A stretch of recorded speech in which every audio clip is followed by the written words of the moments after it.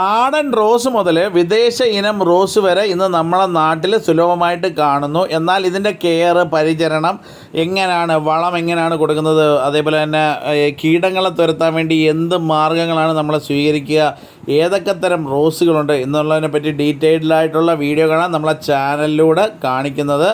Friends, welcome back to our channel. ഇന്നത്തെ വീഡിയോയിൽ നമ്മൾ കുറച്ച് പുതിയ പ്ലാന്റുകൾ കൊണ്ടുവന്നു, അതേപോലെ തന്നെ കുറച്ച് നല്ല അടാറ് വെറൈറ്റി പൂക്കളും കുറച്ച് റോസിൻ്റെ കെയറും എല്ലാം കൂടെ ചേർന്ന് നല്ലൊരു കിടിലം വീഡിയോ ആണ്. അന്നേരം വീഡിയോ സ്കിപ്പ് ചെയ്യാതെ മുഴുവൻ കാണാൻ ശ്രമിക്കുക. Thank you. ക്രിസാന്തിമം മുതൽ റോസ് വരെ ഒരുപാട് വെറൈറ്റി പ്ലാന്റുകൾക്കും നിരന്തരമായി സ്ഥിരമായിട്ട് വരുന്നൊരു പ്രശ്നമാണ് ഫംഗസിൻ്റെ അറ്റാക്ക്. അതിനുവേണ്ടി നമ്മൾ കൊടുക്കുന്നത് ഇൻഡോഫിൽ M45 എന്ന് പറഞ്ഞ ഒരു ഫംഗിസൈഡാണ്. അത് 1 ടേബിൾ സ്പൂൺ 1 ലിറ്റർ വെള്ളത്തിലിട്ട് നല്ലപോലെ കലക്കിയിട്ട് സ്പ്രേ ചെയ്ത് കൊടുക്കാറുണ്ട്. അതേപോലെ തന്നെ റോസിൻ്റെ നല്ല വലിയ പൂക്കൾ കിട്ടാൻ വേണ്ടിയിട്ട് ഡയമോണിയം ഫോസ്ഫേറ്റ് കൊടുക്കാം. അതേപോലെ തന്നെ നല്ല കളറ് കൂടുതൽ കിട്ടാൻ വേണ്ടിയിട്ട് നമുക്ക് ഡയമോണിയം തന്നെ കൊടുക്കുന്നത് നന്നായിരിക്കും. അതേപോലെ തന്നെ എല്ലാവർക്കും അറിയാമല്ലോ, നാളെ 10ാം ഉദയമാണ്. 10ാം ഉദയത്തിന് പ്രത്യേകത എന്ന് പറഞ്ഞാൽ എല്ലാ തൈകളും വെക്കാനായിട്ട് നമ്മൾ മലയാളികൾ തിരഞ്ഞെടുത്ത ദിവസമാണ് 10ാം ഉദയം എന്നറിയപ്പെടുന്നത്. എന്നാൽ നമ്മൾ അതിനെ ഒരു എന്താ പറയുക, 10ാം ഉദയോത്സവം എന്നുള്ള കണക്കാണ് നമ്മളെല്ലാവരും കാണുന്നത്. കർഷകർ കൂടുതൽ കാണുന്നത് എങ്ങനെയാണ്. അതുകൊണ്ട് നമ്മളൊരു മാവ് അല്ലെ ഒരു പ്ലാവ് അല്ലെ ഒരു തെങ്ങ് എന്നിവയൊക്കെ നമ്മളവിടെ ഉണ്ടാക്കുന്നത്. ഇതൊക്കെ നമ്മൾ ഫാമിൽ ഇപ്പോൾ തൈകൾ ഉണ്ടാക്കി വയ്ക്കാനായിട്ട് പോകുന്നതാണ്. ഇത് അത്തിപ്പഴത്തിൻ്റെ കായ്ച്ച പ്ലാന്റാണ് ഈ കിടക്കുന്നത്. അതേപോലെ തന്നെ അവക്കാഡോ, ഗ്രാഫ്റ്റ് ചെയ്ത അവക്കാഡോ പ്ലാന്റ്, നല്ല അടിപൊളിയായിട്ട് നിൽക്കുന്ന പ്ലാന്റ്. അതേപോലെ തന്നെ ഇന്ന് ഇവിടെ പൂത്ത് നിൽക്കുന്ന കുറച്ച് പൂച്ചെടികളും കൂടെ കാണിക്കുന്നുണ്ട്. താമര, അത് വൈറ്റ് പിയോണി, നമുക്ക് ആദ്യമായിട്ട് പൂത്ത വൈറ്റ് പിയോണി എന്നറിയപ്പെടുന്ന പ്ലാന്റാണ്. ഇത് യെല്ലോ പിയോണിയാണ്. ഇത് തമ്മിലുള്ള വ്യത്യാസം നിങ്ങൾക്ക് മനസ്സിലാക്കാൻ വേണ്ടിയിട്ടാണ് ഈ യെല്ലോ പിയോണിയുടെ കളറും നല്ല പാൽവെള്ള പോലിരിക്കുന്ന വൈറ്റ് പിയോണിയും കാണിച്ചു തന്നത്. ഇതിൻ്റെ തൈകൾ അവൈലബിൾ അല്ല. യെല്ലോ പിയോണി കുറച്ച് കാണണം. ഇത് പിങ്ക് ക്ലൗഡാണ്. പിങ്ക് ക്ലൗഡും മിറാക്കിളും ഒക്കെ ഏകദേശം ചെറിയ സാമ്യമുണ്ട് എന്നേ പറയാൻ പറ്റത്തുള്ളൂ. മിറാക്കിളിന് കുറച്ചും കൂടെ ഡാർക്ക് കളർ വരുന്നു എന്ന് പറയുന്നു. പക്ഷേ നമുക്ക് പെട്ടെന്ന് കാഴ്ചയിൽ അങ്ങനെ കണ്ട് മനസ്സിലാക്കാൻ പറ്റില്ല. അതും കൂടെ ഒന്ന് മനസ്സിൽ വെച്ചേക്കുക. ഇത് നമുക്കിപ്പം വന്ന് ഏകദേശം ഒരു 8 മാസം മുമ്പുള്ള വീഡിയോ എടുത്ത് നോക്കിയാലും നമുക്കിത് പ്ലാന്റ് ഇന്നും പൂക്കുന്നുണ്ട്, അന്നും പൂത്തു. അതേപോലെ തന്നെ വള്ളി റോസ്, വെള്ള ക്ലൈമ്പിങ് വള്ളി റോസ് പൂത്ത് നിൽക്കുന്നതാണ് ഈ കാണുന്നത്. നല്ല തേനീച്ചകൾ, അതായത് തേനുള്ള നല്ല നെക്ടറുള്ള സാധനമാണ്. മാത്രമല്ല പ്ലാന്റ് നല്ല ഹെൽത്തി ആയിട്ട് നിൽക്കും, പൂക്കും. പിന്നെ ഒരുപാട് ആളുകൾ ചോദിച്ചിട്ടുള്ള ഒരു സംശയമാണ്, റോസ് പൂക്കാനായിട്ട് നമുക്ക് എന്ത് കൊടുക്കാം? ഡൈഅമോണിയം ഫോസ്ഫേറ്റ് വളം കൊടുക്കുക.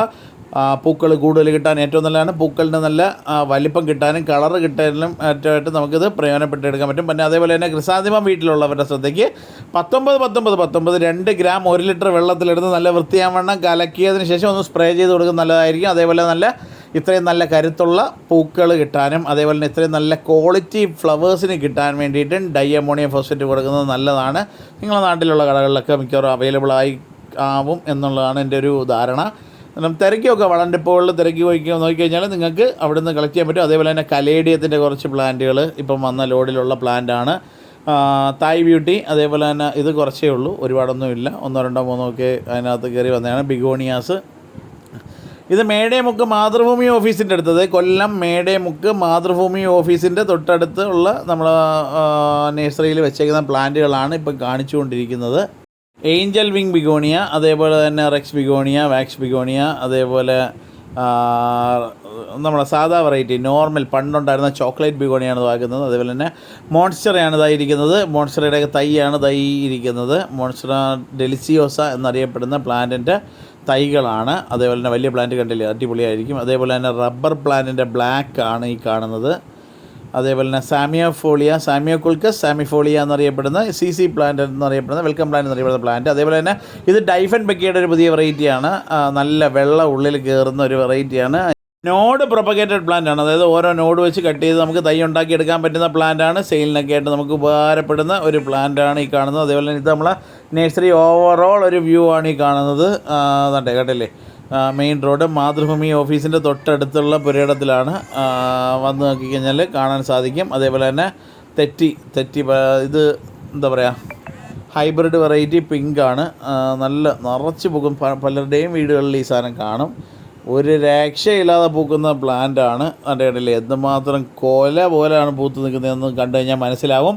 നല്ല സൂര്യപ്രകാശവും അതേപോലെ തന്നെ നല്ല വളവും ഒക്കെ കൊടുത്തു കഴിഞ്ഞാൽ നല്ല അടിപൊളിയായിട്ട് നിൽക്കും. മണ്ടകൾ പ്രൂണിങ് ആണ് ഇതിൻ്റെ ഏറ്റവും ബെസ്റ്റ്. പൂ പൊഴിഞ്ഞ് കഴിയുമ്പോഴത്തേക്ക് രണ്ടെല്ലാം താഴെ വെച്ച് കട്ട് ചെയ്ത് കളയുക. പൂക്കൾ കുറച്ച് ലാസ്റ്റ് ചെയ്യുന്നതാണ് ഈ ഹൈബ്രിഡ് പിങ്ക് വെറൈറ്റി. ഇത് താഴെ വെച്ച്, അതായത് പൂ പൊഴിഞ്ഞതിന് ശേഷം രണ്ടില താഴെ വെച്ച് കട്ട് ചെയ്ത് കളയണം. അന്നേരം അടുത്ത ബ്രാഞ്ച് വരും, അതിനകത്ത് നല്ല അടിപൊളിയായിട്ട് പൂക്കൾ കിട്ടും. അതേപോലെ മഞ്ഞ റോസിൻ്റെയൊക്കെ പ്ലാന്റാണ് ഈ കാണുന്നത്. നല്ല ഡാർക്ക് യെല്ലോ, അതേപോലെ തന്നെ ഡാർക്ക് റെഡ്. പിന്നെ ഇതിനെ സംബന്ധിച്ച് പൂ പൊഴിയുന്ന സമയത്തും ഈ പറഞ്ഞ കണക്ക് തന്നെ രണ്ടില താഴെ വെച്ച് കട്ട് ചെയ്ത് കളയുക. അവിടെ വെച്ച് ഓക്സിജൻ എന്ന് പറയുന്നൊരു ഹോർമോൺ ഉണ്ട്, അത് അവിടെ വെച്ച് ബ്ലോക്കായിട്ട് സൈഡിൽ നിന്ന് അടുത്ത ബ്രാഞ്ചുകൾ പൊട്ടും. എത്രത്തോളം ബ്രാഞ്ച് ആവുന്നോ അത്രത്തോളം പൂക്കൾ കൂടുതൽ കിട്ടാനായിട്ട് നല്ലതാണ്. അതേപോലെ തന്നെ ശ്രദ്ധിക്കുക, ചെറിയ കരിമുട്ടുകൾ ചെറുതായിട്ടൊന്ന് ഒടിച്ച് കളഞ്ഞു കഴിഞ്ഞാൽ അടുത്ത ട്രിപ്പ് അതും കൂടെ ചേർത്ത് വലിയ പൂക്കൾ വരാൻ വേണ്ടി സഹായിക്കും. അന്നേരം അതും കൂടെ മനസ്സിലാക്കുക. അതേപോലെ തന്നെ കടലപ്പിണ്ണാക്കും വേപ്പൻ പിണ്ണാക്കും ചാണാനും കൂടെ മിക്സ് ചെയ്ത് 3 ദിവസം വെച്ച് പുളിപ്പിച്ചിട്ട്, അതായത് 72 മണിക്കൂർ കഴിയുമ്പോൾ അതിനകത്ത് നല്ല നൈട്രജൻ ഫോം ആവും. അതിനകത്ത് എത്ര എടുക്കുന്നോ അതിൻ്റെ 10 ഇരട്ടി വെള്ളം ചേർത്ത് നല്ലപോലെ ലയിപ്പിച്ചതിന് ശേഷം കുറേശ്ശെ ചെടികൾക്ക് ഒഴിച്ചു കൊടുക്കുന്നത് പൂക്കളുടെ ക്വാളിറ്റിയും അതേപോലെ തന്നെ ചെടിയുടെ ഇമ്മ്യൂണിറ്റി പവറും ഒക്കെ കൂടാനായിട്ട് അത് നമുക്ക് സഹായകമാകും. അതുപോലെ ഫംഗിസൈഡായിട്ട് നമ്മൾ കൊടുക്കുന്നത് ഇൻഡോഫില്ലം 45 എന്ന് പറഞ്ഞ പൊടിയാണ്. അത് 1 ലിറ്റർ വെള്ളത്തിനകത്ത് 1 ടേബിൾ സ്പൂൺ ഇട്ട് നല്ല വൃത്തിയാവണം കലക്കുക. പറ്റുമെന്നുണ്ടെങ്കിൽ സ്വല്പം വെറ്റിംഗ് ഏജൻറ്റും കൂടെ ലൈറ്റായിട്ട് അതിനകത്ത് ചേർക്കുക. ഒരു 2 മില്ലി വെറ്റിംഗ് ഏജൻറ്റ് ഏതെങ്കിലും ഒന്ന് അതിൻ്റെ കൂടെ ചേർക്കുക. നല്ലപോലെ കലക്കുക, ഒന്ന് സ്പ്രേ ചെയ്ത് കൊടുക്കുക. ഇലയുടെ അടിവശത്ത് വീഴാനായിട്ട് ശ്രദ്ധിക്കുക. ഇലയുടെ അടിവശത്താണ് കൂടുതലും പെസ്റ്റുകളാണെങ്കിലും ഫംഗസ് ആണെങ്കിലും ഒക്കെ സമ്മേളനം നടക്കുന്നത് പോലെ നിൽക്കുന്നത്. അന്നേരം അതിനെ ഒഴിവാക്കാൻ വേണ്ടിയിട്ട് നമുക്ക് അതിനെ നശിപ്പിക്കാനായിട്ട് ഇലയുടെ അടിവശത്ത് തണ്ടിൽ ഒക്കെ നല്ലതായിട്ടൊന്ന് സ്പ്രേ ചെയ്ത് കൊടുക്കുക. പ്ലാന്റിന് ഒരു പരിധി വരെ നമുക്ക് കീടങ്ങളിൽ നിന്നും ഫംഗസുകളിൽ നിന്നും രക്ഷപ്പെടുത്താനായിട്ട് ഈ ഒരു മാർഗം നമുക്ക് സ്വീകരിക്കാവുന്നതാണ്. പിന്നെ ഇത് നമ്മളെ ചുമന്ന വള്ളി റോസിൻ്റെ തൈകളാണ്. വലിയ പ്ലാന്റ്, അത് നന്നായിട്ട് സെറ്റ് ചെയ്ത് നിർത്തിയേക്കുന്നതാണ്. ഗ്രില്ല് പണിഞ്ഞ് ഇതേപോലെ നിർത്തി നല്ല അടിപൊളിയായിട്ട് പൂ പിടിപ്പിച്ചിടാൻ സാധിക്കും. മഴ സമയത്ത് പൂക്കൾ കുറവായിരിക്കും എന്നുണ്ടെങ്കിൽ നമുക്കിത് വേനൽ സമയത്ത് ഇതേപോലെ തന്നെ നമുക്ക് സ്റ്റാൻഡ് കെട്ടി വളർത്തിയെടുക്കാൻ സാധിക്കും. വള്ളി റോസിൻ്റെ ചെറിയ തൈ അവൈലബിൾ ആണ്. ഈ നമ്പറിൽ കോൺടാക്ട് ചെയ്ത് കഴിഞ്ഞാൽ വെള്ള വള്ളി റോസോ ചുമന്ന വള്ളി റോസോ ഒക്കെ വേണമെന്നുണ്ടെങ്കിൽ പറഞ്ഞു കഴിഞ്ഞാൽ ഇച്ചിരി ഇതിനകത്ത് കാണുന്ന ചെടികളിൽ കുറേ പ്ലാന്റുകൾ ഇപ്പം നമ്മൾ ഓൺലൈൻ ചെയ്യുന്നുണ്ട്. അന്നേരം അതും കൂടെ ഒന്ന് ശ്രദ്ധിക്കുക. അന്നേരം ഇത്രയാണ്. പിന്നെ മാൻഡിവില്ല സെയിലിനായിട്ടില്ല, തൈകൾ ഉടനെ ആവുന്നതായിരിക്കും. ദാണ്ട് ഇതേപോലെ തന്നെ നമുക്ക് വള്ളി റോസിന് ഇതേപോലെയുള്ള സ്റ്റാൻഡിൽ കെട്ടി നല്ല വൃത്തിയാവണം നിർത്തി പൂക്കൾ പിടിപ്പിച്ചിടാൻ സാധിക്കും. ഡൈഅമോണിയം ഫോസ്ഫേറ്റ് പൂക്കൾ പൂക്കാനായിട്ട് ഏറ്റവും നല്ലതാണ്. അതേപോലെ തന്നെ നല്ല അടിപൊളി വരിക്ക ചക്ക ആണ്ടെ കായ്ച്ച് കിടക്കുന്ന കാഴ്ചയാണ്. നമ്മളെ നഴ്സറിയിൽ തന്നെയുള്ള വരിക്കപ്ലാവ് ആണ് ഈ കാണുന്നത്. നിറച്ച് നേരിട്ട് വന്ന് കാണാൻ സാധിക്കും. അതിൻ്റെ ക്വാളിറ്റി കണ്ടില്ലേ, പ്ലാന്റ് കണ്ട് മനസ്സിലാക്കാൻ വേണ്ടിയിട്ടാണ്. ഇത് സിന്ദൂർ വരിക്കപ്ലാവാണ്. നല്ല അടിപൊളിയായിട്ട് കായ്ക്കുന്ന വരിക്കച്ചക്ക, വലിയ റൗണ്ട് പോലെ തോന്നിക്കുന്ന ചക്ക. അതേപോലെ തന്നെ അസ്തമയ സൂര്യൻ്റെ ചുവന്ന ചുവയുള്ള വരിക്കച്ചക്ക. ഇത് കഴിക്കുന്ന നേരത്തെ വീഡിയോ ഇട്ടിട്ടുണ്ട്. അന്നേരം അതൊന്ന് കയറി കാണാനായിട്ട് ശ്രമിക്കുക. പീലിയൊക്കെ ആയിട്ട് കഴിക്കുന്ന വീഡിയോ ഇട്ടിട്ടുണ്ട്. അന്നേരം ഇത്രയാണ് ഇന്ന് നമുക്ക് പറയാനുള്ളത്. ഈ വീഡിയോ നിങ്ങൾക്ക് ഏവർക്കും ഇഷ്ടപ്പെട്ട് കാണുമെന്ന് വിശ്വസിക്കുന്നു. അന്നേരം വീഡിയോ ഇഷ്ടപ്പെട്ടെന്നുണ്ടെങ്കിൽ മാക്സിമം നിങ്ങളെ കൂട്ടുകാരിലേക്ക് കൂടി എത്താനായിട്ട് ഷെയർ ചെയ്യുക. അതേപോലെ തന്നെ നമ്മളെ വീഡിയോ ആദ്യമായിട്ടാണ് കാണുന്നതെന്നുണ്ടെങ്കിൽ സബ്സ്ക്രൈബ് ചെയ്യാനായിട്ട് മറക്കരുത്. Okay, thank you.